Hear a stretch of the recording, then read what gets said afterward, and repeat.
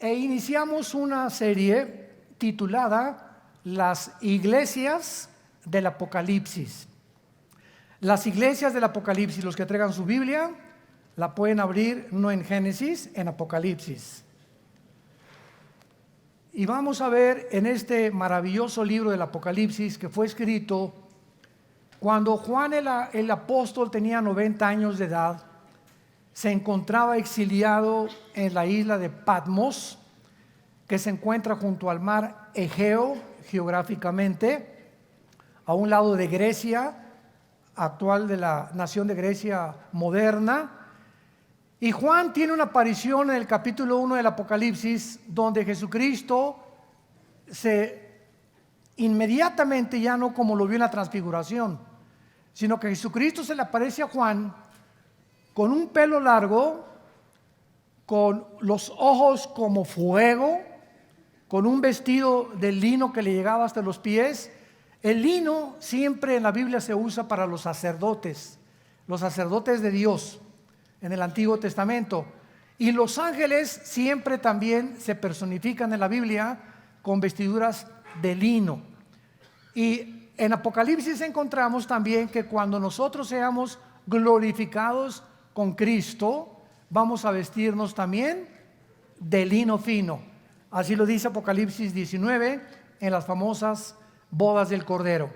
Entonces Cristo está vestido con estas vestiduras de lino, implicando su sacerdocio continuo con nosotros, con un cinto de oro alrededor y con los pies refulgentes como el bronce bruñido.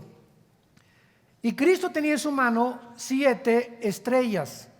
Las estrellas en la Biblia no siempre representan los astros, ¿verdad? O las luminosas que Dios, o lumbreras que Dios puso en el cielo, sino que muchas veces las estrellas, dependiendo el contexto, representan líderes o representan ángeles. Como en Apocalipsis 9, versículo 1, vi una estrella que cayó del cielo y se le dio la llave del pozo del abismo. Pues a una estrella no se le puede dar una llave, por lo que deducimos que es un ángel. En el libro de los jueces, en el libro de Daniel, se les nombran estrellas a los ángeles también. Entonces, cuando Cristo dice que en su mano tenía 7 estrellas, está hablando de los 7 líderes que él en el versículo 20 lo explica, el misterio de las 7 estrellas y de los 7 candeleros. Son ángeles, son los ángeles de las 7 iglesias, y los 7 candeleros son las 7 iglesias. Estos ángeles a quienes se les comisiona para entregar estas cartas, al ángel de la iglesia de Éfeso, al ángel de la iglesia de Sardis, al ángel de la iglesia de Pérgamo, etcétera, etcétera, no son ángeles espirituales que son los que acompañan a Dios, sino son seres humanos. ¿Cómo lo sabemos? Bueno, en Mateo 11:10, en Lucas 7, 52 al 57, se menciona al Bautista como un mensajero, con la misma palabra griega, agelos, con doble G. Entonces, cada vez que tú encuentres mensajero, dependiendo del contexto, es un mensajero humano, o porque la palabra ángel significa mensajero. Malak en el hebreo significa también mensajero. Dios usa ángeles como mensajeros y seres humanos como mensajeros. Tú te conviertes a Cristo, regresas a tu familia. ¿Cómo vas a tu familia? Como un ángel de Dios, como un mensajero. Papá, traigo buenas noticias, mamá, traigo buenas noticias, hermanos, etcétera, etcétera. Somos actualmente los mensajeros de Dios a un mundo que no conoce a Dios, ni que tampoco entiende las cosas de la dimensión espiritual. Muy bien, Entonces Cristo, ya después de que se hace su aparición a Juan con vestidos resplandecientes y como acabamos de mencionar, dice el versículo 18 del capítulo 1 que Cristo le dice a Juan: yo soy el que vivo y estuve muerto, mas he aquí que vivo por los siglos de los siglos. Amén. Y tengo las llaves de la muerte y del Hades. ¿Quién tenía estas llaves antes de Cristo? Satanás. Hebreos capítulo 2. Satanás tenía las llaves de la muerte y tenía las llaves del Hades. No dejaba salir a nadie. Pero cuando Cristo resucita, baja al centro de la tierra, donde se encontraba el Hades, dividido en dos secciones: en el infierno, o en el seno de Abraham, o en el paraíso. Cuando Cristo le dice al ladrón junto a la cruz, ¿recuerdan? Hoy estarás conmigo, ¿en dónde? En el paraíso, o sea, en el centro de la tierra. Entonces el ladrón baja junto con Jesús al centro de la tierra, al lado de el paraíso, donde se encontraban los justos desde Adán hasta la cruz. Desde Adán hasta la cruz nadie había subido al cielo. Nadie. ¿Por qué? Porque estaban esperando el sacrificio perfecto que tuvo Cristo en la cruz. Cuando Cristo muere en la cruz, baja al centro de la tierra y a todos los del paraíso se los lleva con él cuando resucita. Y ahora, de la cruz a nuestros días, cuando los cristianos morimos, ausentes del cuerpo, presentes en el Señor. Ya no tenemos que bajar a esperar, porque ya se pagó el precio final. Jesús dijo al morir: tetelestai, que en griego significa consumado es, o se terminó. No hay nada que agregarle para pagar el pecado, para vencer la muerte y vencer a Satanás. Entonces Jesucristo le dice a Juan: ahora yo tengo estas llaves. Escribe las cosas que has visto, que son las del capítulo 1, las que son las del capítulo 2 y 3, que son el mensaje a las iglesias, y las que han de ser después de estas, capítulo 4 de Apocalipsis hasta el capítulo 19. Todo el futuro. Ya no se encuentra la iglesia del capítulo 4 en adelante en el libro de Apocalipsis, porque ya fuimos sacados del mundo antes que vengan los 7 años de la tribulación. Y el versículo 20 pues explica a Cristo lo que le dijo a Juan en el capítulo 1, que era un misterio: las 7 estrellas en mi mano derecha, en mi diestra, y los 7 candeleros de oro. Las estrellas son los ángeles, o los mensajeros, o los líderes de las iglesias. Y aun cuando el mensaje a las iglesias es enviado a un mensajero, también se aplica a los congregantes de las iglesias. Y los 7 candeleros son las 7 iglesias a través de las cuales camina Cristo, porque Él camina en medio de todos nosotros. Muy bien, en el versículo 1 al versículo 4 vimos anteriormente, porque en la conferencia anterior, se las recomiendo que la consigan, iniciamos esta serie.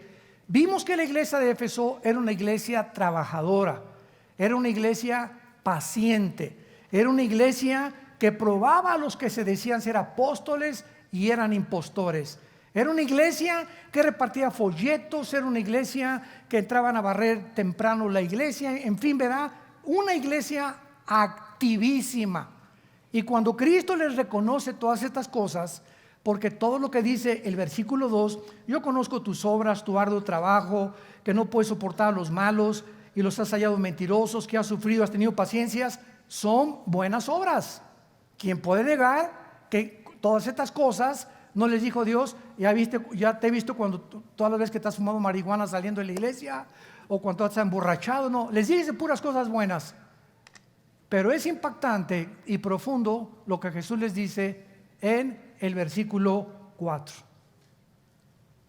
Todas estas cosas que han hecho ustedes son buenas, pero ¿sabes una cosa? Se van a echar a perder. ¿Por qué, Señor, se van a echar a perder? Porque tú hiciste todas estas cosas que son buenas, no como el resultado de la unión conmigo. El fruto que tú diste de estas obras no era el fruto que lo das cuando tienes comunión conmigo. Sin mí, dijo Jesucristo, se puede ser bien religioso. Los damas allá del Tíbet nos ganan. Se rapan y se acuestan en el suelo, y nunca van a la disco, nunca ven la serie de Luis Miguel en Netflix, ni del Chapo tampoco, ¿verdad? Y nos ganan en buenas obras. Los mormones nos ganan porque ni café toman. Hay otros que nos ganan también, los que se meten a los conventos. Estamos hablando de buenas obras, nos ganan ellos porque nunca van a una disco, se meten 10 años en un convento, nunca salieron, y creeríamos que ellos realmente son los que van a ser coronados.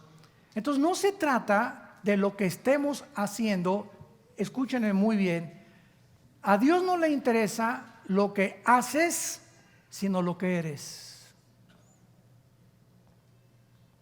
Si lo que tú haces no es el resultado de lo que tú eres en Él, todo lo que tú estás haciendo se pudre, se echa a perder. Son muy buenas cosas las que hace mucha gente, porque es increíble la consagración de nuestra carne. Nuestra carne es religiosísima, pero Dios ve el motivo por el cual esta iglesia hizo todo lo que hizo. Jesús en Juan 15 dijo: ustedes son las ramas y yo soy la vid verdadera. Si ustedes permanecen pegados a mí, Armando, me dice Dios, si tú en el congreso hace 3 semanas te caíste al suelo y lloraste, y mi Jesús, y te impactó el mensaje y todo, qué bueno, pero el lunes y el martes y el miércoles, Señor, pero fue hace 2 semanas que me tocó el Espíritu Santo y hasta lenguas hablé en el suelo. ¿Sabes una cosa? Se pudrió todas esas cosas porque a mí me interesa hoy cómo eres tú ahorita. Todo lo que hiciste en el pasado se pudre si no mantienes tu comunión conmigo. Mi amor, me dice mi esposa cuando nos casamos, mi bichita, mi mamolchito, mi curachita de miel de abeja, eres lo más lindo de mi vida, etcétera, etcétera. Pasó un mes, échese para allá, vieja. Pasó un año, ya ni nos vemos. Pasaron 3 años, hágame los chilaquiles o si no me la surto en la noche. Y entonces viene Jesucristo y me dice: ¿cómo te portaste con tu esposa? No, la luna de... Espérame tantito. No te estoy preguntando por la luna de miel. No te estoy preguntando cómo comenzaste, sino cómo terminaste. Y si me va a premiar Jesús, no me va a premiar: Señor, pero me vas a premiar por el pasado. No, por el pasado no te voy a premiar. Te premio si mantuviste la misma pasión durante todos los días de tu vida. Y es exactamente como sucedió también en Israel con el famoso maná. Les voy a dar maná, Moisés, y aquí está una lección impresionante. Dile a la gente que este maná que va a caer del cielo no lo guarden para mañana. ¿Por qué? Porque se les pudre. ¿Y por qué no lo podemos guardar para la mañana? Porque se les pudre. ¿Qué nos quieres enseñar con esto, Señor? Quiero enseñarles que dependan de mí todos los días. Y la familia que agarraba el maná y lo guardaba, a lo mejor mañana baja el peso o sube, a lo mejor mañana cae el petróleo, no, mejor le voy a echar al banquito y a mi cochinito porque a lo mejor la semana que entra no voy a tener, a lo mejor se muere mi esposo y ni seguro social me deja, entonces voy a guardar. Y no está mal en guardar, pero no guardar en demasía, desconfiando en la motivación que Dios me va a faltar. Se nos pudre. Entonces, esta es la lección que Dios nos quiere enseñar. ¿Qué es el cristianismo? El cristianismo no es hacer, es ser. La persona que es cristiana es la que dice: conozco a Dios. Y la persona que dice: conozco a Dios y no hay un cambio en su vida, es un mentiroso, dice Primera de Juan. Si tu relación con Dios no te está transformando, cada día eres mejor. Si tú me dices: soy igual que hace 4 años que me convertí, eres un mentiroso, eres una mentirosa. Porque si no ha habido ningún cambio en tu personalidad, en tu actitud, si no tienes más amor por tu esposa, por tu esposo, por tus hijos, por el Señor, si no eres más generoso cada mes, etcétera, etcétera, no es cierto que conoces a Dios. Porque el camino del justo es como la aurora, que va en aumento, va en aumento, en aumento hasta que el día es perfecto. En la mañana salgo a las 5:30 de la mañana, 6, y veo la sombrita del sol y va subiendo hasta que en toda su majestad el sol cubre todos los cielos. Así es la vida cristiana. Cuando te convertiste, veíamos casi no veíamos bien, había muchas tinieblas, pero mientras más obedecemos, mientras más somos, mientras mi carácter cada día es más pegado a Dios, mientras más comunión tengo con Dios en la Biblia, más se me abre el entendimiento, más bendiciones me da Dios, más confianza y más esperanza tengo en Él. Qué lindo es llegar cada mañana con todas las broncas, problemas que todos tenemos y acostarnos como los bebés. ¿Tú has visto un bebé de 1 año pararse a la 1 de la mañana y decirle a su mamá, dame un chocho? O vete a papá, dame un trago, papá. Los bebés, ¿verdad? Se levantan y chupan. Es todos 2, 3 años. Chupan. Es toda la vida de un bebé. Todo lo encuentran en el pecho de la madre, las vitaminas, nutrientes, minerales. Todo le puso Dios a la leche a las mamás.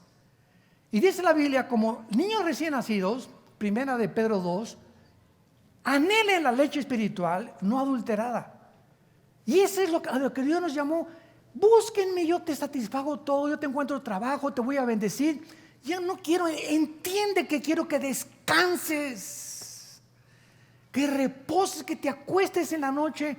Todo está tranquilo, en paz me acostaré y asimismo dormiré, porque solo tú me haces vivir confiado, Señor. Mañana tengo infinidad de decisiones que tomar. Hoy quién sabe si me van a demandar, me están amenazando, pero yo en la noche me voy a acostar como un bebé. ¿Por qué? Porque mis preocupaciones no van a resolver nada. No voy a cambiar yo nada. Si hay algo que cambiar, lo haces tú. Todo buen don y toda dádiva de lo alto de Santiago proviene de las luces, del Dios y Padre de las luces. Todo lo bueno que vaya a pasar en tu vida no va a venir de tu relación con tu compadre, ni de cuánto dinero tengas, ni cuánta salud tienes. Hoy tienes salud y mañana en un chispazo te dice el doctor, usted tiene cáncer y tiene un cáncer terminal, se va a morir en 6 meses o en menos. Y así te cambia la vida, de repente, en 1 minuto te cambia la vida. Estamos en un hilo de nuestra vida depende de Dios. Entonces Dios quiere que entendamos esto, que dependemos de Él. Hace una semana estaba platicando con un pastor allá en Texas y me dice este pastor, ¿qué cree, hermano, que le pasó a mi esposa? ¿Qué le pasó? Pues fíjese que yo en la camioneta que tenemos y afuera de un estacionamiento de un mall, de un centro comercial en Estados Unidos, iba mi suegra, la mamá de mi esposa al volante, mi suegra atrás con el bebé de 1 año de nacido, y mi esposa se baja y dejó andando la camioneta. Y se bajó no sé qué a comprar qué cosas. A los 10 minutos que regresa ya no estaba la camioneta. ¿Qué fue lo que pasó? Pasó un morenito y se subió, la vio que estaba andando y resulta que a este morenito lo venía persiguiendo la policía hasta con un helicóptero. Entonces se encontró el motor encendido y que se arranca llevándose a la suegra y al bebé. Total que cuando salió la mamá y vio que no estaba y se dio cuenta, se la llevó un negrito, ahí va la camioneta. Ella solamente dijo, Señor, en el nombre de Jesucristo, detén esa camioneta y salva a mi niña. Se estrelló contra un poste la camioneta. En el momento que esta hermana oró y llegó la policía y lo agarraron, no le pasó nada a la suegra ni al bebé tampoco. Pero me dice este pastor, le comparto esto porque con qué facilidad, así nunca sabemos, en 1 minuto nos cambia la vida. Un accidente te puede dar paralítico para toda tu vida. Hoy en la noche, mañana pasado, no sé, un accidente, lo que sea, una embolia cerebral, un ataque al corazón. Nunca sabemos que lo más apreciado del hombre, Dios lo puede deshacer y cambiarnos en segundos nuestra existencia. Y esta fragilidad y debilidad como seres humanos que atravesamos porque no somos dioses, es la razón por la cual Dios anhela que vivamos con Él, cerca de Él todos los días. Y que nos acostemos y cuando Dios te ve, ese es mi Pancholín, hasta los ángeles dicen, y hasta ronca rico don Pancho. ¿Qué ronquidotes? ¿Por qué? Porque está tranquilo. No, ni le preocupa, nadie no se levantó en toda la noche. Y dice el Señor, ese es mi Pancho, Pancholín, Pancholetas, ¿verdad? Y por confiar en mí y por acostarse en la forma que Él se acostó y por demostrar con esa paz de que Él depende de mí, eso es lo que me va a mover a bendecirlo, porque sin fe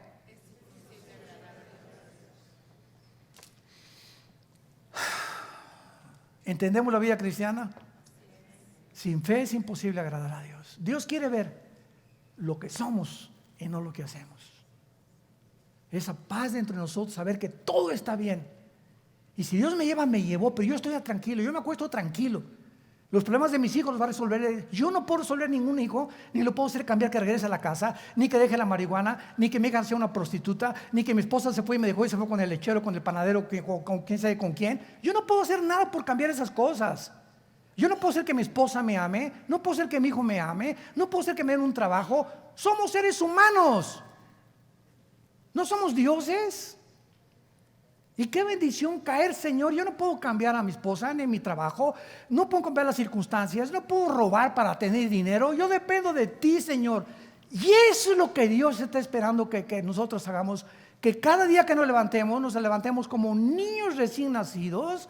Abro la Biblia, te alabo, te bendigo, lleno de problemas por todos lados, bombazos y que la economía y que la política, etcétera, etcétera.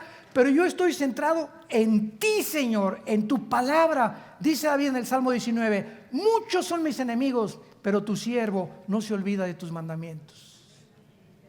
Aderezas mesa delante de mí en presencia de mis compadres. ¿Eso dice el Salmo 23? No, ¿verdad? Aderezas mesa delante de mí, o sea, dice David, me siento a comer a la hora de la comida, me siento en desayuno y me siento en la cena. Y luego mi esposa, apúrate, tráigame la salsa y la ketchup. Ay, vieja, ¿qué te tardas con los frijoles? No, me siento tranquilo a desayunar, con lleno de problemas, mis enemigos tocándome la puerta, pero me siento a comer porque yo no tengo la solución para mi vida. Y si alguien me va a hacer algo, es Dios mi escudo. Él es escudo a los que caminan rectamente. Entonces eso es lo que a Dios le agrada, que vivamos en paz. No importa lo que estés atravesando, ten paz. Y si no eres y haces muchas cosas, pero dentro de ti tú no eres una persona con paz, una persona tranquila, no es cierto que caminas con Dios. Solamente cuando se ofrece, ay, ore por mí, hermano, porque ya se fue mi esposa. Ore por mí, mi hijo ya no sé dónde anda. Ore por mí porque no tengo trabajo. No es el genio de la lámpara de Aladino Dios. Él quiere vernos que confiamos en Él. Sin fe es imposible. ¿Qué quiere decir imposible? ¿Qué es imposible? Que no hay nada que pueda satisfacer, agradar a Dios más que lo que somos delante de Él. Y solamente Él sabe lo que somos. Has perdido tu primer amor. Y claro que también se puede utilizar la analogía del matrimonio. El matrimonio es una analogía de la vida cristiana. Yo le digo a mi esposa, tenemos casados, es un decir, ¿verdad? Ahorita tenemos casados 25 años, pero si yo le digo a mi esposa, o me dice mi esposa, oye Armando, tenemos casados 5 años, y mira, gracias porque mi closet está lleno de abrigos, que bueno, te lo agradezco, amorcito. Mira, gracias, me has comprado 2, 3 anillos, te lo agradezco, tengo mi carro, me pusiste una cuenta en el banco, etcétera, etcétera. Te agradezco todo lo que has hecho, las obras que has hecho por mí. Sin embargo, me dice mi esposa, tenemos tú y yo 2 o 3 años que no nos comunicamos. Llegamos en la noche, ¿verdad? Y te volteas el otro lado, roncas como Sansón. Y amanecemos y no platicamos. Cuando tienes ganas, te avientas el salto del tigre desde la lámpara del cuarto para satisfacer tus necesidades. y me siento ya un objeto tuyo que solamente me estás usando, que te cocine, que cuide a los niños, pero tú y yo no tenemos contacto. Tenemos años que nos vamos a un café, tú y yo, no con el periódico aquí enfrente de ti, ni con tu aparatito ahí, con tu iPhone, dale. No, vamos a tratar de que en nuestro matrimonio haya comunicación. El enemigo más grande del matrimonio, ¿cuál creen que es? La comunicación. La falta de comunicación. El momento en que se levanta una barrera de silencio en el matrimonio y ya no sabes por qué tu esposa tiene esa jeta, ni ella tampoco sabe por qué estás en la forma que estás, porque no, ¿qué te pasa, Pacho? No le dicen, comenzamos a cerrarnos el uno con el otro y no le hablo a mi corazón, mira mi amor, quiero decirte esto y ora por mí, etcétera, y no mostramos nuestra debilidad que necesitamos y que somos, y confiamos que nuestra esposa puede orar por nosotros. Somos macho camacho. Entonces ella nunca va a saber cómo ayudarnos, y ella también, si se cierra y no quiere confiar en mí, no voy a saber cómo ayudarla. ¿Por qué? Porque no hay comunicación. Hace poco, se los confieso, es un ejemplo también.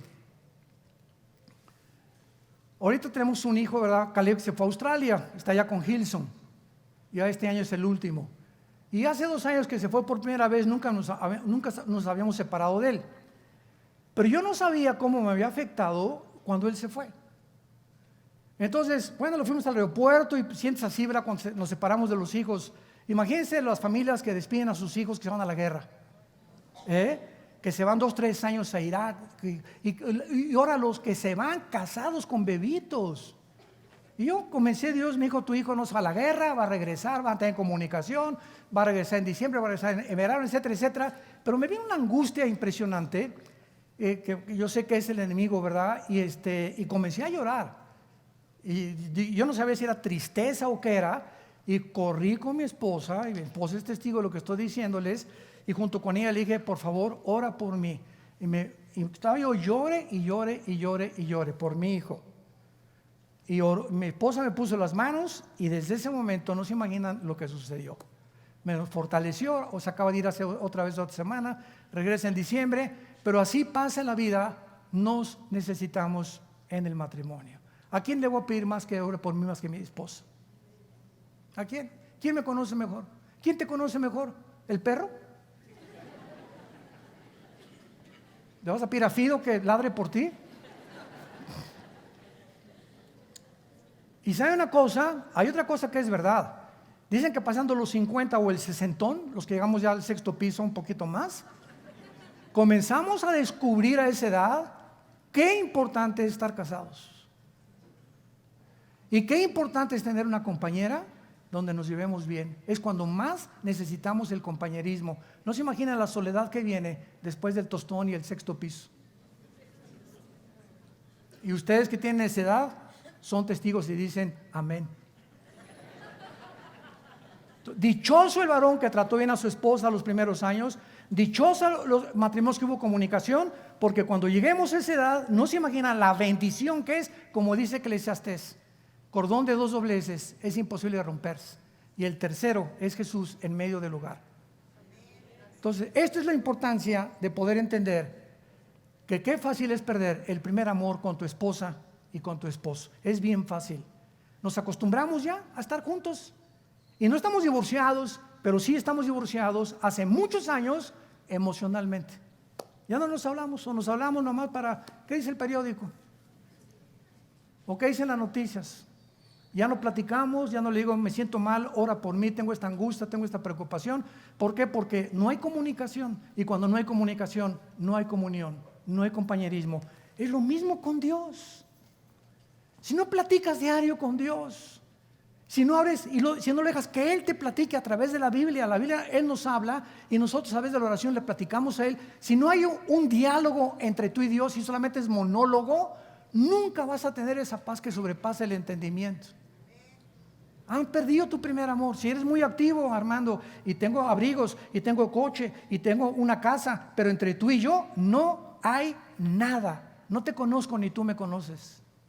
Y así te dice Dios, eres muy activo, y trabajas, y eres paciencia, y vas a la iglesia, y haces lo otro, pero tienes meses o semanas o años que diario tú y yo no tenemos comunión en la Biblia diario con Jesucristo. Dice 1 Corintios 1:9, fiel es Dios que nos llamó a la comunión con su Hijo Jesucristo. Esto es el cristianismo. Lo demás es religiosidad. Entiende la diferencia.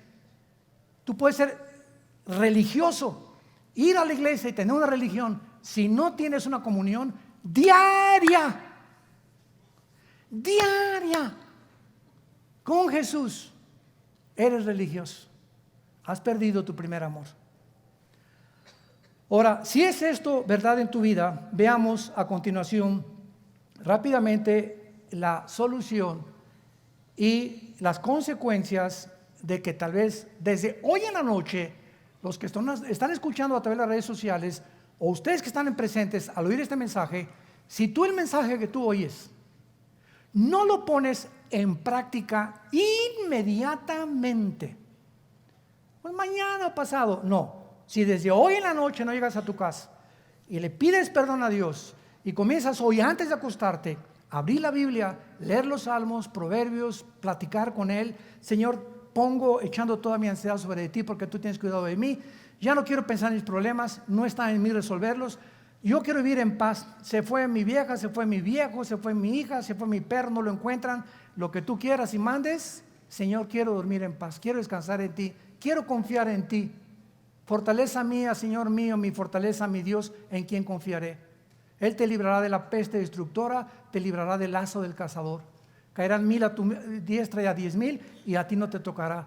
Y por cuanto en Él has puesto mi confianza, dice el Señor, yo también te libraré y te sacaré de tu problema y haré que tu hijo regrese y haré que, si se fue la señora, te voy a mandar a una mejor que Madonna.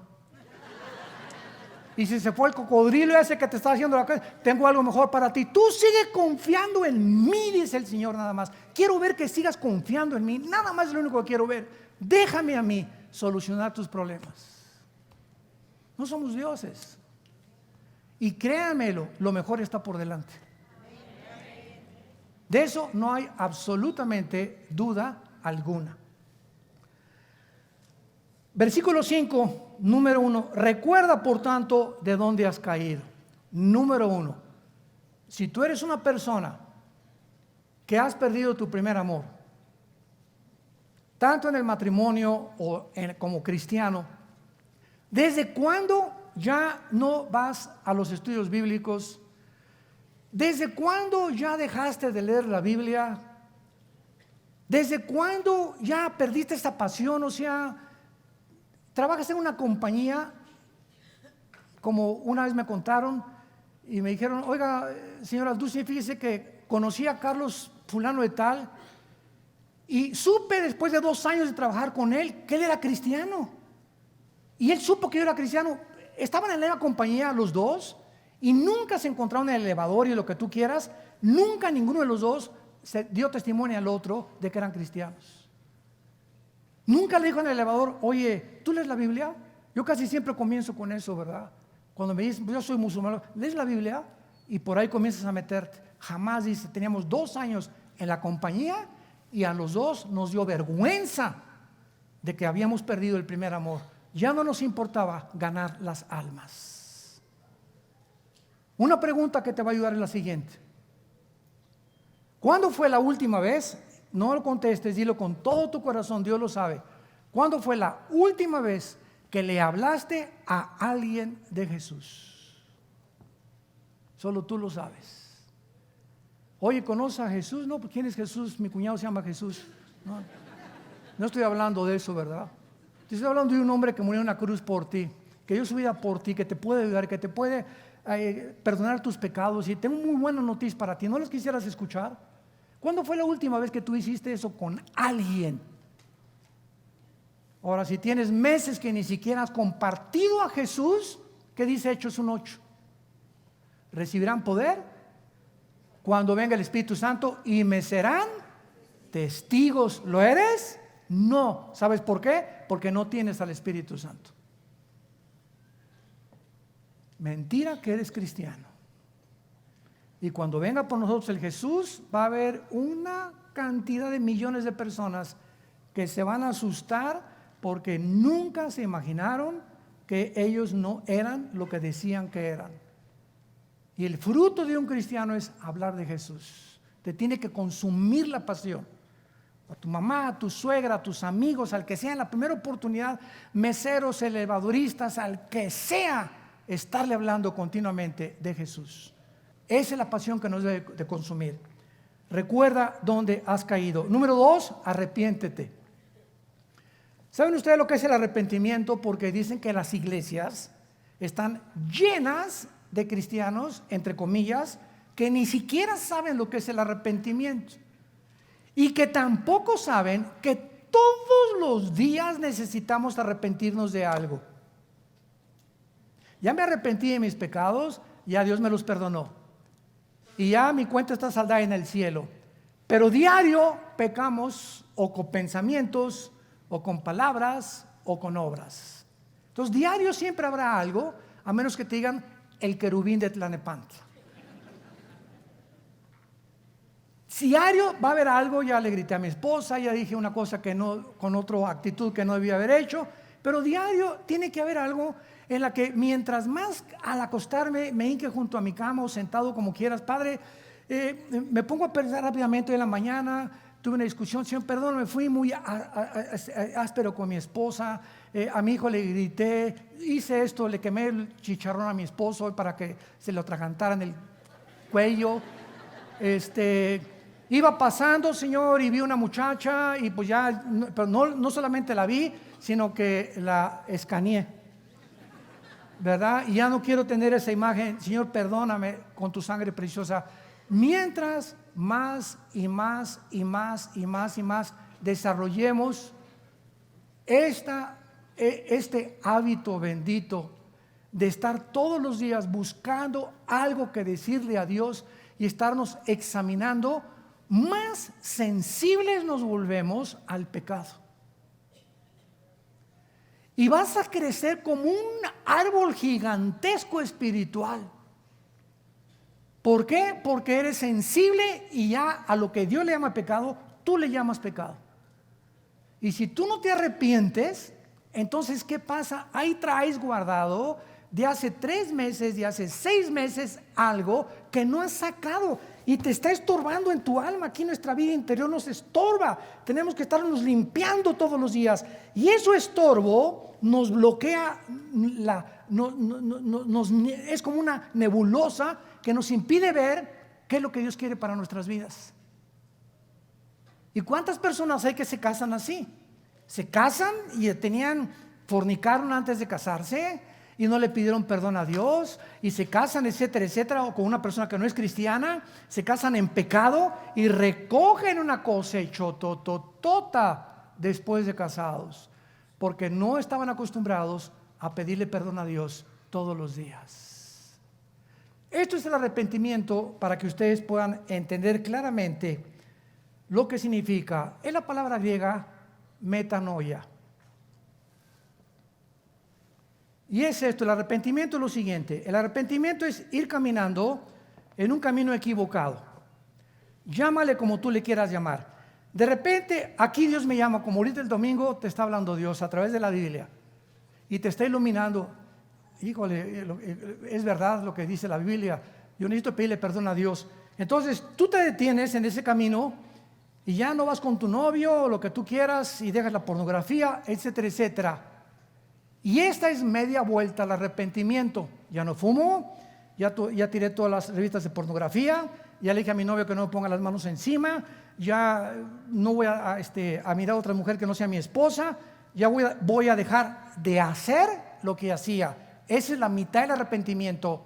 Escúchame esto, si tú dejas estas cosas, pero no te vuelves a Dios, no es arrepentimiento, es remordimiento. Ahí está la diferencia. Judas, dice la Biblia, que cuando traía las monedas de plata y vio a Jesús que pasaba, agarró las monedas, porque dice que le remordió, pues la palabra arrepentirse es la palabra, no es la palabra arrepentimiento, y las tiró al suelo y se ahorcó. ¿Por qué? Porque él no se volvió a Jesús. Si hubiera arrepentido, hubiera creído que había perdón en su muerte en la cruz. Pero no creyó en eso. Le remordió la conciencia por lo que hizo y se mató. ¿Cuánta gente hace lo mismo? Se me mato porque hice esto, porque aquí hice eso, en lugar de volverse a Dios, que es la fuente del poder. Entonces, el arrepentimiento no es una vuelta de 90 grados, es una vuelta de 180 grados. Dejo lo que estoy haciendo, pero me vuelvo a ti, Señor. Ahora, aparte que voy a dejar lo que estaba haciendo, voy a buscarte en la Biblia, voy a tener reuniones de oración, voy a buscarte en la noche, voy a buscarte mañana, voy a ir a reuniones, voy a estar lo más cerca que ti. Si tú no te vuelves a Dios, no es arrepentimiento. Los monjes nos ganan, te digo, no ven ni Netflix ahí en el convento. Y las monjitas iguales, ¿verdad? Entonces no se trata de hacer o dejar de hacer, sino de ser. Dios quiere que seamos antes de que hagamos. Si hacemos sin ser, estamos solamente haciéndolo en nuestra energía y no la energía del Espíritu Santo. Y dice el versículo 5, y haz las primeras obras, o sea, comienza a hacer lo que Dios te mandó. Ahora, si tú no haces esto hoy en la noche, o hoy en la tarde, o lo más pronto en tu vida, vendré y te quitaré el candelero de su lugar. ¿Qué significa esto? Dios mío, pero ¿cómo que vienes y nos quitas el candelero? Muy bien, si es una iglesia, dejarán de ser una iglesia verdadera. Ustedes no se imaginan la cantidad de iglesias que dicen cristianas, que lo que están haciendo, lo están haciendo en la energía de la carne. Lo vamos a ver cuando lleguemos a la Odisea, pero Jesús no lo dejan entrar. Número 2 significa, vas a dejar de ser mi testigo. Que te voy a quitar la luz que te puse para que alumbraras a tu familia. Y vas a ser igual que como eras antes de ser cristiano. Y número 3, te voy a abandonar y te voy a dejar hacer lo que te dé la gana. Esto es el peor juicio que le pueda venir a un cristiano. Dice en Proverbios capítulo 1, por cuanto no quisiste oírme, ni las palabras de sabiduría aceptaste en tu corazón, vendrá sobre ti tribulación y me llamarás y no responderé. Me buscarás de mañana y no me vas a encontrar. ¿Por qué? Porque no es cuando tú quieras, es cuando oigas su voz. Hebreos 3, versículo 7, no te endurezcas. Y hoy te está hablando Dios. Hoy te está hablando como una espada que atraviesa tu alma. Y si hoy te está hablando Dios para que tú dejes lo que tú sabes que tienes que dejar y no lo haces, mañana, escúchame, te vas a endurecer. Y va a ser más difícil. Y pasado mañana va a ser más difícil. Y llega un momento en que Dios dice, ya no me vuelvo a meter contigo, Pancho. Ya no me meto contigo, Carmelita. Tú eres un ser libre, tienes libre albedrío. Haz lo que te dé la gana. Y cuando vengan los problemas, Señor, por favor, ayúdame. No te voy a escuchar. Pero tú eres misericordioso. Lo fui cuando te hablé. Y soy misericordioso con el que ha de ser misericordioso con los demás. ¿Fuiste tú misericordioso con tu matrimonio? ¿Lo fuiste con tus hijos? ¿Lo fuiste en tu trabajo? ¿Lo fuiste con la gente que te di alrededor? Entonces, ¿por qué me pides ahora que yo sea misericordioso contigo? Tú no puedes recoger lo que no has sembrado.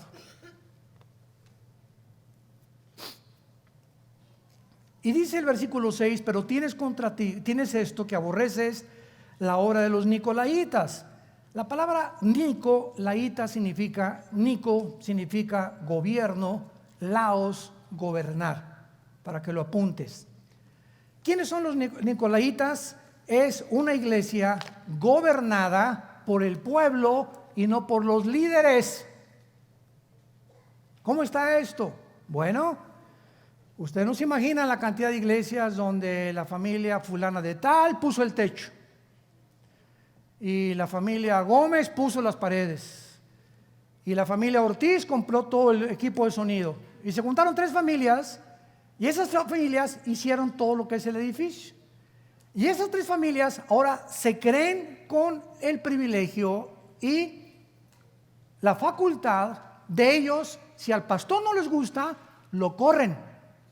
No nos gusta como predicaste este domingo y comienzan a contratar pastores Y esos pastores no son los líderes, son las tres familias. Son pastores gobernados por el pueblo. Y la iglesia no es una democracia, es una teocracia. Tengamos mucho cuidado, y yo se los digo a mis hermanos pastores. Un pastor es el responsable de las finanzas, es el responsable del orden de la iglesia, es el responsable de la dirección de la iglesia, es como en la casa exactamente. Entonces, los gobiernos nicolaitas son esas iglesias gobernadas por familias, y no se imaginan la cantidad de iglesias que son gobernadas de esta manera. Esto es una abominación delante de Dios. En una iglesia no se vota. A ver, ¿quién quiere por pastor? Espérame tantito, pues si no es el PRD, no es el PRI, no es el PAN, no es un partido político. La iglesia no se maneja de esa manera. La iglesia se maneja por los líderes que están de la mano de Dios y que son dirigidos por Dios. Ellos son los responsables de la iglesia, no las familias. Tengo a tu favor que aborreces las cuales yo aborrezco. El que tiene oídos, oiga lo que el Espíritu dice a la iglesia. Al que venciere, le daré a comer del árbol de la vida, el cual está en medio del paraíso de Dios. La promesa se hace a las 7 iglesias, al que venciere.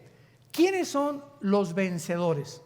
Porque, por ejemplo, en el capítulo 3, vean rápidamente el capítulo 3 de Apocalipsis, dice el versículo 5, Apocalipsis 3:5, lo usan personas que creen que se pierde la salvación. Y hay versículos que usan así fuera de contexto, pero vean ustedes lo que se encuentra detrás del contexto y no del texto. Dice Apocalipsis 3:5, el que venciere será vestido de vestiduras blancas, y no borraré su nombre del libro de la vida, y confesaré su nombre delante de mi Padre y delante de los ángeles. Entonces dicen estas personas sinceras, porque hay mucha sinceridad y muchos cristianos, pero por falta de información, que Dios puede borrar nuestro nombre del libro de la vida. Y la respuesta es bien fácil, por no conocer lo que significa vencer. Vean ustedes, antes de Apocalipsis está Judas y Primera de Juan, capítulo 5 de Primera de Juan. Vamos a dejar siempre que la Biblia sea la que hable. Primera de Juan 5, 4 y 5. Porque todo lo que es nacido de Dios vence al mundo. Y esta es la victoria que ha vencido al mundo, nuestra fe. ¿Quién es el que vence al mundo sino el que cree que Jesús es el Hijo de Dios? Este es Jesucristo, que vino mediante agua y sangre, no mediante agua solamente, y el Espíritu da testimonio, porque el Espíritu es la verdad. Vemos nosotros que, de acuerdo a la Biblia, los vencedores son los que han sido nacidos de nuevo, los que han sido regenerados por el Espíritu Santo, los que han sido bautizados con el Espíritu Santo, amalgamados, identificados. Es lo que significa la palabra bapto en el griego: identificar, amalgar, unir. Los que hemos sido unidos al cuerpo de Cristo, cuando el Espíritu Santo nos bautiza en el cuerpo de Cristo, somos de Él, estamos en Él. Estos son realmente los vencedores, los que se dijeron que eran cristianos, como vimos anteriormente, pero siempre vivieron jamás cambiando, jamás transformados, jamás mejoraron su actitud, jamás les interesó ganar a nadie, jamás con la Biblia. Son los que van a ser borrados porque nunca fueron cristianos. Pero los que venzan, no puede ser borrado su libro. ¿Por qué? Porque fueron nacidos de Dios. Qué clara es la Biblia. Dice en 1 Juan 2:18, salieron de nosotros, pero no eran de nosotros, porque si hubieran sido de nosotros, hubieran permanecido con nosotros. Pero salieron para que se manifestara que no todos son de nosotros. No es que perdió la salvación Judas. Judas nunca fue cristiano. Jesús lo dijo, es un diablo desde que lo llamó. Y desde que estaba con los discípulos, era el tesorero y era un ladrón. Ya robaba la bolsa de las quesadillas de Pedro y de Santiago. Así que no se pierde si eres regenerado por Dios y bautizado en el cuerpo de Cristo, vas a vencer. ¿Por qué? Porque tienes fe. ¿Y qué es la fe? Ser aquel que Dios quiere que tú seas. Y finalmente dice el mensaje a la iglesia de Éfeso: y le daré a comer el árbol de la vida, que aparece en Génesis que es Jesús. Él es el árbol de la vida. Yo soy el camino, la verdad y la vida. Y está en medio del paraíso de Dios. Este paraíso que se encontraba en el huerto del Edén. ¿Dónde quedó el huerto del Edén?